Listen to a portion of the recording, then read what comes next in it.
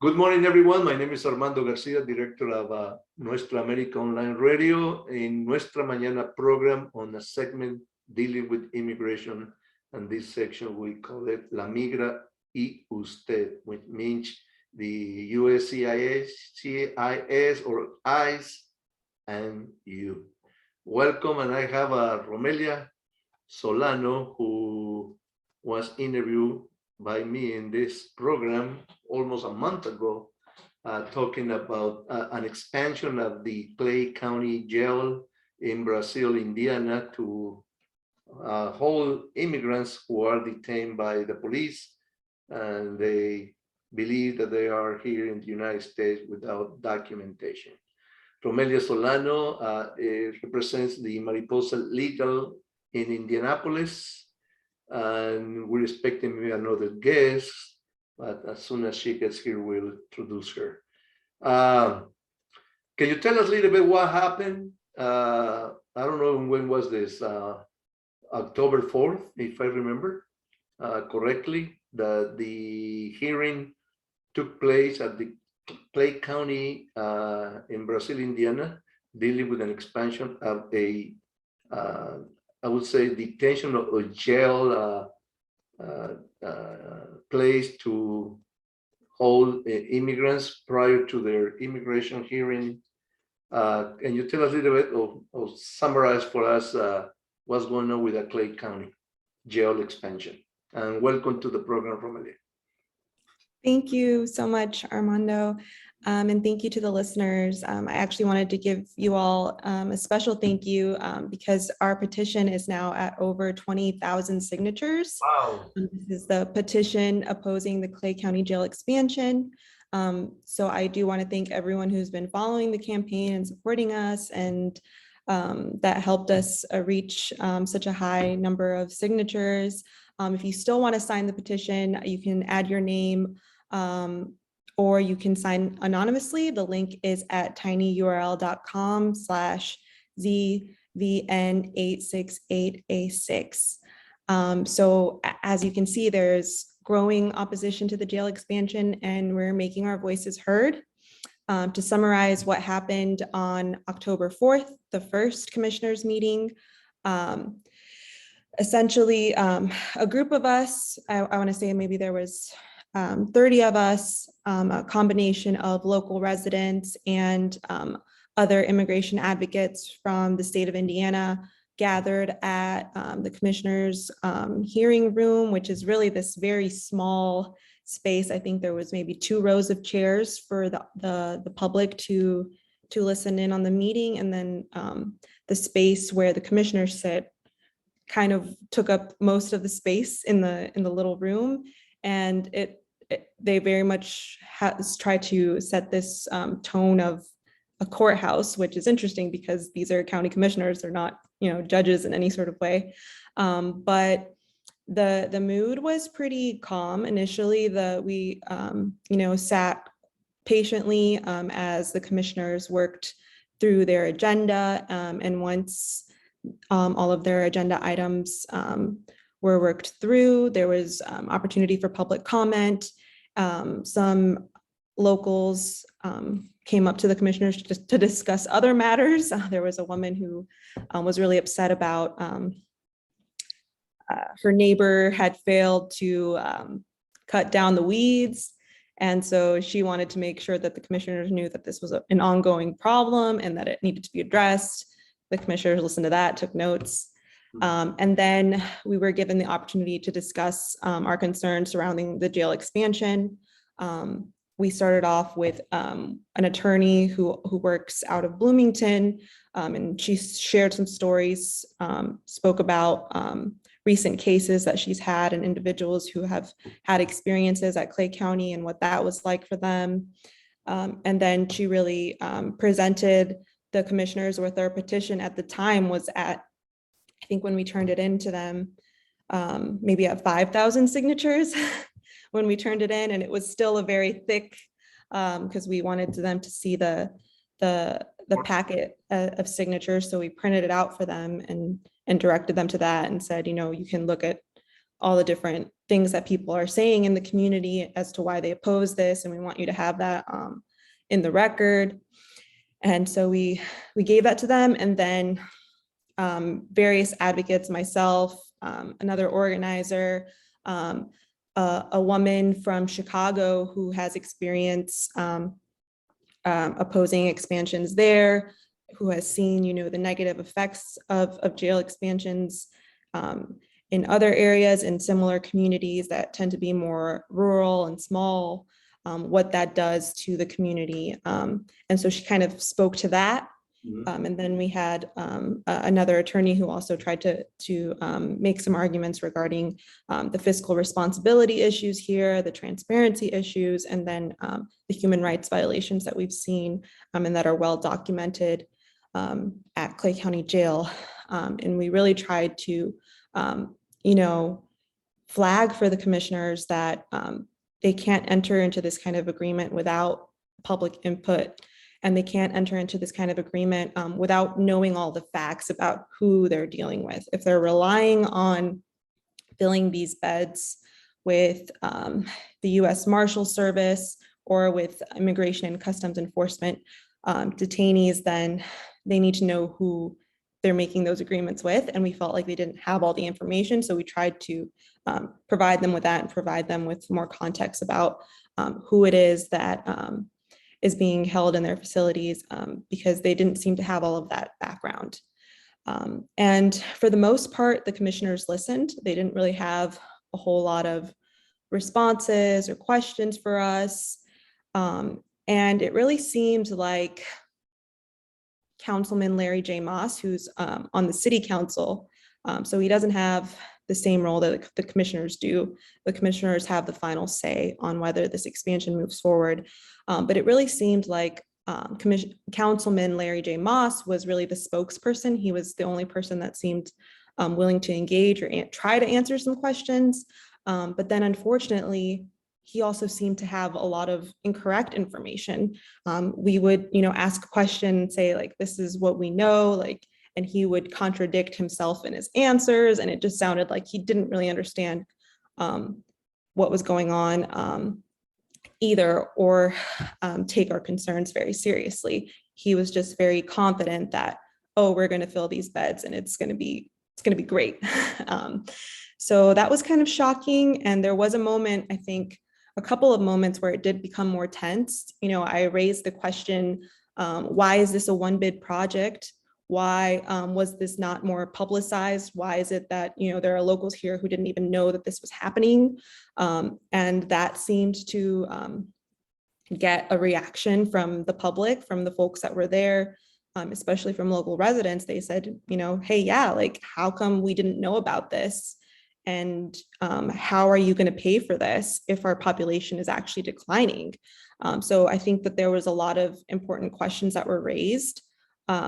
And it was, as I think as an advocate and as folks that have been doing some of this organizing work, it was encouraging for us to see that local residents had a lot of these same questions. So it wasn't like, we were coming at this from out of nowhere. A lot of the locals had a lot of the same concerns. So it was encouraging to at least see that there were some people there that were asking questions. Unfortunately, the commissioners didn't have a lot of answers, and they didn't seem to really want to engage in an exchange of information or communication. They seem to just kind of want to listen and be done with it. How many commissioners are there? How many commissioners are there? It's 3 commissioners: Commissioner Cinders, Commissioner Allender, and Commissioner Hefner. Oh, I see. Okay. Yeah. Do you think because of the support that you guys received, it was a victory? You consider a victory in your? Yeah, I felt like it was a victory in terms of we had arguments and they didn't. They clearly were the only argument that they had was, this sort of fig leaf argument, or what I think is, not a good argument, but that, they tried to make these claims that, quite frankly, are just racist dog whistles, saying things like, oh, these are hardened criminals, they're I don't even know like why this is an issue. Like these aren't like your everyday people that are being held in this facility. Like these are people that like you wouldn't want in your neighborhood. And saying that kind of thing automatically, I think, raises a red flag of like, okay, what are you really trying to achieve with this project? And then the fact that that's the only thing that they could say, and that, you know, we could pretty much refute that argument very quickly by pointing to the facts that, you know, 75% of folks in immigration and customs enforcement custody don't have serious criminal offenses. And even if they do, that doesn't mean that you can just blindly continue to hold people and violate people's rights, and that it doesn't matter the conditions that they're being held in. So I think that we quickly shut down that line of argument, even though that seemed to be the only argument that they had. And I think that we raised a lot of really big questions that are going to continue to resonate with the local community, mainly being, how are you going to pay for this? And why haven't you shared that information like that, you know, on a basic level? And they didn't seem to have a good response to that. So for us, that was a victory. And it was also a victory that there was a lot of media presence there, and that the media seemed to pick up on that this was an issue, and that the commissioners didn't have a whole lot of answers. So I think for a first step, we saw it as a victory. And I think the increase in the signatures on the petition, I think, signaled to us that, you know, we're getting the message out there, and that we're raising important questions, that people are responding to that. Yeah, were they surprised by seeing so much support from the community? Were they like a shocked? I can't believe it. I didn't get a sense that they were shocked. I think that they were trying to remain sort of distanced. Like I said, the only person that really was responding to us was Councilman Larry J. Moss, and he wanted to be sort of, you know, confrontational, disrespectful, and combative. And so I think that they were off guard in terms of they were not prepared, and we were very prepared. We had a lot of questions and a lot of arguments. And I think that dynamic became clear, was that, you know, they're very much used to not being challenged. They're very used to just sort of pushing this kind of thing through without raising any alarms. And that was not the case, right? We were prepared, and we had questions, and we weren't just going to let them walk all over us. So everything is on hold now until when do you think they're going to decide on a yes or no expansion? Yeah, that's the other thing that is not clear. And we raised that question as well. Like, what is your timeline? You know, signed this memorandum of understanding with the developers that puts you on a clock to that expires on November 15th. So to us, that means by November 15th, they need to make a decision, because if they don't, they're going to start getting penalties from this agreement. And so that means that they should be making a decision, and that they should be closer to doing that at this point. They have another regularly scheduled meeting for November 1st. We anticipated that, you know, if they're doing their due diligence, they're going to be ready to have a discussion about this at that time. I called them a week ago, and I asked to formally add the jail expansion to their agenda for November 1st. And they refused to put it on the agenda. They don't want to talk about this. They don't want any more attention or any more community input, even though, you know, one of our big arguments in October 4th was we need to have public community discussions about this. So they don't want to talk about it. They didn't add it to the agenda. We're still going to try and have a strong public showing at that meeting. And we're hoping that more local residents who are opposed to this will come out and also, you know, continue to ask questions, because there are a lot of questions that remain unanswered. So November 1st is another sort of date that we're looking at. They have said that they haven't made a decision yet, that this is still very much in the early stages, and that the memorandum of understanding was kind of something that they entered in not fully ready to make a decision. So that's a little strange to me, I think, but they have continued to say, we don't have any new information. We don't have any new information. But they're going to have to make a decision by November 15th, unless they push that date out and they push that initial understanding with the developers that they're going to delay that decision. But again, they incur penalties if they do that. So the fact that they don't want to talk about this on November 1st signals to us that they want to push this through in a special meeting, which is how they have been doing things all along. The first time that they signed this memorandum of understanding, they signed that in a special meeting that was not well publicized and not attended by the public. Then they signed another resolution, sort of, I think, approving the memorandum of understanding. It's kind of unclear what this resolution really did, other than say, okay, we're going to continue assessing whether we're going to move forward with the proposal or not. But that resolution was signed after the October 4th meeting. I think it was October 12th. I might have the dates a little bit wrong. I don't have the information in front of me, but again, it was in a special meeting, right? It wasn't something that they did that was publicly attended. Are you concerned that they might decide in a closed door meeting, close to the community, and they on their own make it happen, approval? Yeah, that is a big concern. And I think that that would be, something that we would be, that we would not let go quietly, that we would definitely call out. That is a big fear. I think that they don't want to talk about this on November 1st, and then they want to try and push it through in a special meeting leading up to November 15th, but we're going to be keeping an eye on things. And, I'm in good contact with the Clay County auditor at this point. I call her, every other day, and I ask, is there a special meeting scheduled? So I think if they try to push this through in a special meeting, we're going to try and show up, and we're going to try and continue to make the arguments that we've been making, that this is a very real transparency issue, and it's a very real financial responsibility issue. And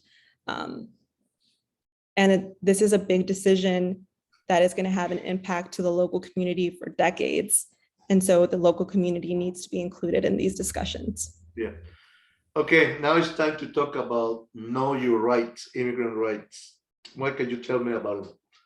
What do the community need to do if they encounter a deputy or a police officer or a highway patrol officer for any violation, traffic violation, and the driver is not here legal in the country? What are the options these people need to do when they encounter a situation like this?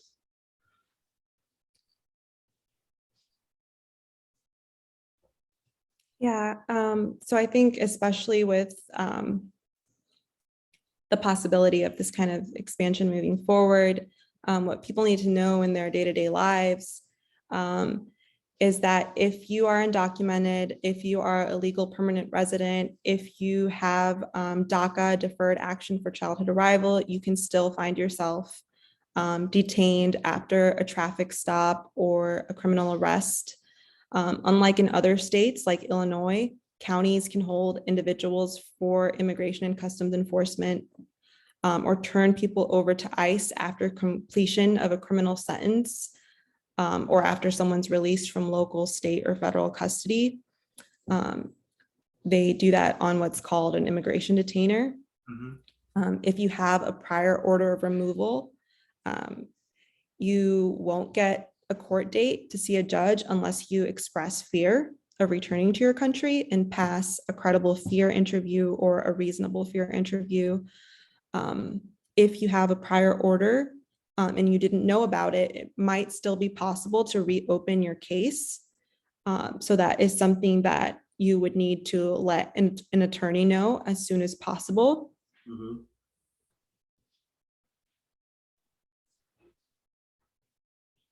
I think it's also really important to say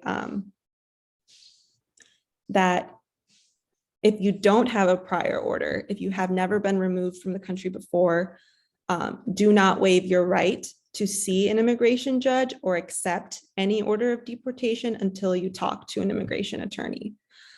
You should try to get an attorney before your bond hearing is scheduled, because you only have one opportunity for a bond hearing.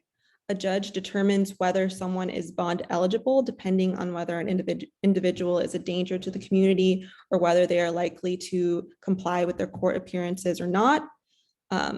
Alcohol-related offenses, particularly DUIs and offenses involving violence like assault or domestic violence, or offenses that involve deceit like theft, are often used to deny immigration bonds. Unfortunately, a pattern that we've seen in Indiana is that a lot of people will take a plea deal in criminal court to get out of jail more quickly, or they'll take a suspended sentence, again, so that they can get out of jail more quickly, go back to their families, go back to work. But then this ends up having very serious immigration consequences. They could end up being held in immigration detention much longer as soon as they're transferred over from criminal custody. So it's really important to also check with your criminal attorney, whether that's a private attorney or a public defender, and to make sure that any plea that you take or any suspended sentence will not have negative immigration consequences. As a general rule, anything with over 6 months of jail time, whether you actually serve it or not, or whether it's a suspended sentence, could have serious immigration consequences. Even really old cases. So say like you've been living in the country for 40 years, and when you first got here, something happened, you took a plea deal, you didn't think that it was going to be a big deal because you got out fairly quickly, and then it sort of went away, your life wasn't really impacted by it. Really old cases like that can still have a negative consequence for your immigration case. And any sort of drug crimes, even if it's very small amounts, can have very severe consequences as well. Yeah. So a police officer, a sheriff, or a state trooper have the right to ask about immigration status when they stop someone? No, they can't ask you about your status, and you don't have to give them that information. Even if you're being transferred from criminal custody to immigration and customs enforcement, and immigration tries to interview you and ask you questions about your status, you don't have to give them any information. So how do they know that the person is undocumented because the person doesn't have a driver license, or how do they know? Because my understanding is the only way to know if the person detained tells them that is from Guatemala, from Mexico, from Europe, but not from the United States. If you don't say nothing, how they're going to discover that the person is here undocumented? That's my question. How do they know? How do they find out that the person is not here in a legal status in this country? Yeah, you're absolutely right. The only way they know is if you disclose that information. A lot of the times, like I mentioned, you know, if you have a prior order, that will show up for them. If they have cooperation or share information with immigration and customs enforcement. But again, a lot of this, and I mean, there's a lot of challenges to whether this is, you know, even constitutional, but a lot of the times it really is just racial profiling. If someone gets pulled over or gets questioned, or if they get held and then they start to look into someone's status, whether that is by like saying, oh, this person doesn't have a license, or this person doesn't have insurance, or this, like, that raises, I think, flags from them from a policing standpoint, because they're looking for this if they're in cooperation with immigration and customs enforcement. But again, all of that is just conjecture, right? It's just them having suspicions based off of stereotypes that they have. And those are discriminatory actions, and there are also ways to challenge that. But beyond that, any information that they have would have to come from, you know, trying to get the individual that they are holding to disclose that information. And again, folks have the right to just stay silent and say, I want to talk to my attorney, I want to talk to my attorney, and just leave it at that. They might continue to ask questions. They might continue to say, well, hey, like if you'd let me know, then I can help you. Don't listen to any of that. But immigrants under those conditions, they have the right to remain silent. That's right. They could use the Miranda rights apply there, even though they're not in a criminal situation. It's maybe just a typical traffic violation, and that's about it. Nothing that it's not something that they kill someone, or they're not a hard crime individual. It's just a traffic violation. Oh my God. This thing about problems with immigrants is just in Brazil County, or no, Clay County, excuse me, Clay County, or is all over across the state, as you know? Yeah, so Clay County is the only facility that can hold people for over 48 hours. But we have heard a lot of reports from folks in like the Bloomington area, but also in like northwestern Indiana.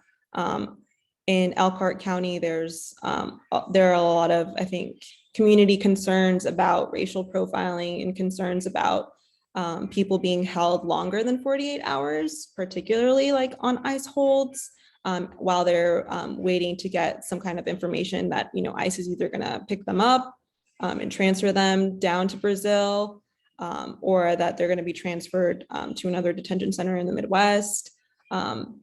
But again, those things that kind of behavior is being challenged, and I don't think there's a particular law in Indiana yet prohibiting that kind of cooperation like there is in states like Illinois. But yeah, it is a worrying pattern that has, I think, especially under the past administration, was something that the community was more concerned about and was being a lot more vocal about. There's also some, it sounds like staging areas maybe in northwestern Indiana I'm trying to remember what the area is called. It's one of the stops along the South Shore line, but it seems that there's an airport or there's some busing that is being used there to transfer folks once they are in immigration and customs enforcement custody. And organizers have been trying to keep an eye on that and let people know if there are violations happening in those cases as well. So there's been an increasing amount of activity in Indiana, definitely. And the concern is very real that if this expansion was to move forward, that we would see a lot more of that in order for Brazil to be able to fill that bed space. Okay. I have a question about attorneys. Attorneys are not, they're expensive. Are there any pro bono organization that provides a legal defense, immigration legal defense to these individuals? Or how are they going to be able to get hire an attorney, or do they have access to the American Immigration Lawyers Association website to look for a pro bono or low cost attorney? How the community organizations are dealing with these issues when there's a lot of agencies that they might have the capacity of providing legal assistance or legal aid to these individuals, but they are booked with so many cases. So they cannot take, they might have only one attorney and then they have maybe 5,000 cases waiting. So yeah, how do you guys help the community with this problem? Yeah, that's a really big issue, and especially in a place like Indiana where there are a lot less legal service providers. Other states, you know, like Illinois or California, Texas even have a much stronger community presence to hold detention centers accountable. And they also have a lot more organizations that have more resources and capacity. Have been doing the work for a really long time, right? In the Midwest, the biggest organization is the National Immigrant Justice Center, which is based in Chicago. And what we were seeing happening before is that folks that picked up immigration cases in Indiana were having a really hard time accessing that. And that's really why Mariposa was created, was to sort of be a first line of support for people, specifically folks that come into immigration custody, Immigration and Customs Enforcement custody here in Indiana. So you can definitely reach out to Mariposa. You can visit our website, mariposalegal.org, for more information. For legal consultations, we are available Monday through Friday between 1 and 5 p.m. And you can call or text 317-426-0617. If a family member or a friend is detained, if you can provide Mariposa Legal with the full name of the person detained, their A number, which is the number that immigration uses to identify a person in their system. And if you know what facility they're detained at, we can set up an attorney call, which will not require them to pay for a phone call from the detention facility. Mm-hmm. Additionally, a really great website for more resources is immigrationadvocates.org. There you can search for immigration legal service providers by detention center. So if you know that someone is detained at Clay County Jail, you can put Clay County Jail, and it'll give you a list of everyone who provides services for folks who are detained in that area. But yeah, there's definitely a lot of demand and a lot of need out there, and it's hard to access that all of the time. Another really great private attorney that I know in the area is the Monterosa Law Group. They practice out here in Northwest Indiana. And that's another person that if we can't take the case, we often refer to. And there are other referrals that we could make if we're unable to take the case. But as a first line of support, we try to focus on folks. If we know someone is detained and they're an Indiana resident, we want to make sure that we're able to take that case. It really just depends on capacity. Yeah. Yeah, one of the things right now I was thinking is, let's say, for instance, the person is detained by the Clay County Sheriffs and then turned over to ICE. And sometimes that individual who is being arrested ended up in El Paso, Texas in less than 24 hours. So that, and then what can you do when the person is maybe far away from the Midwest, because it was taken today, Monday is already ready to be deported across the border? What can you do? Well, your agency or what are the resources out there to help this individual who is about to be deported? It really depends where they're at in their immigration case. Like I mentioned, if they've already sort of waived their rights, it's very difficult to stop that once that's in motion. If they if we can still reopen the case and still get the case before an immigration judge, then you're sort of at a different timetable, right? There, once an attorney submits what's called a G-28 and says, hey, I'm an attorney on this case, and they can do a little bit more to advocate with ICE to stop any sort of action in terms of actually physically putting someone on a plane and that sort of thing. But yeah, it just kind of depends on the legal posture of where the case is at that point. Yeah, because it is my understanding if the person also already in immigration custody, based on what I have read, some of these agents, they have the right to do everything they want with this individual. They won't even present it to the immigration judge. They make the decision there to send it back. That's my understanding. In some, yeah, again, it really depends on. It doesn't reach the immigration court. It reaches the immigration. Yeah. So there are some people, like if you have a prior order, right, then they can just execute that prior order. Yeah. And so you don't get the opportunity to see. Legally, you don't have that right anymore. You're just going to be removed on that prior order. There are what's called expedited removal orders, which if like it's a person that has just come to the country or they have just entered at the border, those folks are what are called enforcement priorities. Like those folks are less likely to have opportunities to see an immigration judge unless they can make the case that they have a fear of returning to their country, and then it becomes an asylum case, and then you're going to go through proceedings for that. But yeah, so there's sort of a lot of different places you can find yourself, right? You can not even have that right, and things are going to move fairly quickly for you, or your case can be something that's going to be taking months, and you can either be released and fight your case outside of detention, or you're going to be detained for a really long time while you're waiting your case to play out. Yeah.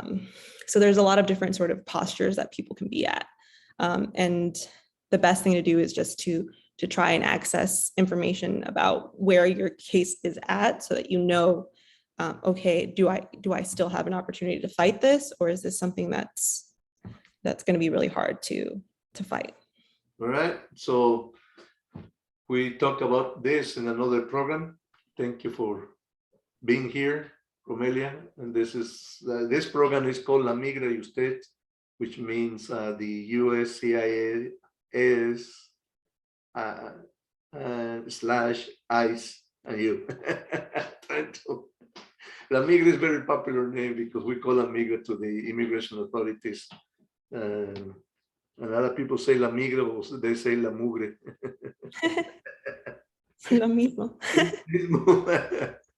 Okay, so next time when we see you, we'll do one in Spanish for our immigrant community and also for the Chicanos or Mexican Americans parents that would like to hear this conversation in Spanish. Anything else you want to add? I just want to put a final, call to action for listeners to sign the petition. Call the commissioners and the auditor, or email them and let them know that they need to stop this expansion. You can also support the campaign by attending the meeting on November 1st. The meeting is at 9 a.m. on a Monday, early in the morning again, at 609 East National Avenue, Brazil, Indiana. And another action you can take is you can donate to the Midwest Immigration Bond Fund. You can find more information on that at mibfc.org. And you can continue to follow Mariposa Legal and Cosecha Indiana on Twitter for more updates. Again, we're going to continue to educate the community and push back on this expansion, and where we can continue to update and let you all know how that's going based on what happens on November 1st. But yeah, the biggest thing, like I said, is there are a lot of questions that remained unanswered, and we're hoping that we'll get some answers for the community on Monday. Well, this program will be listened on our radio station throughout the month of November. Even though the meeting is on November 1st, the issue is still going on. So, yep. It never ends until they decide not to expand or yes to expansion. That's right. That's right. We're going to continue to monitor the situation until a final decision is made. Because this is only one county. We don't know how many counties are in the state. So that's true. And that's why we felt that it was really important to challenge this expansion, because if you don't challenge them, they're going to continue to look to expand throughout the state.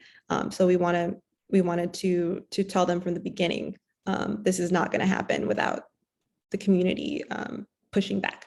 So what you're doing is practically setting up a precedent on this issue, right?